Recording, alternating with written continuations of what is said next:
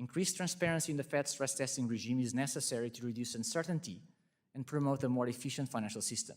U.S. banks are very well capitalized, but the current stress capital buffer framework suffers from excessive volatility, inaccurate projections, and the flawed reconsideration process, leading to less lending and increased market liquidity. Moreover, the stress scenarios violate the Fed's own guidance and are significantly more severe than historical recessions. Allowing public comment on scenarios and supervisory models would enable extensive review by experts, academics, and banks. This would increase transparency in scenario design and improve model accuracy, fostering a more effective financial system that better serves the U.S. economy's needs. We are told that the Fed is undertaking broad and material changes to the proposal, but if the Basel III endgame proposal were finalized as it has been proposed, do you think that there would be a double count of these risks, meaning that banks will be required to hold more capital than is necessary to address their market and operational risks?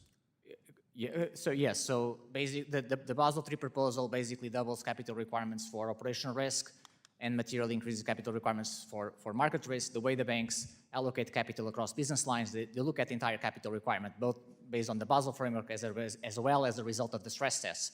There are significant overlaps because both of the stress losses, operational risk losses, for example, they are stress losses in the stress test by definition. Also under the new Basel framework, that also are considered to be stress losses.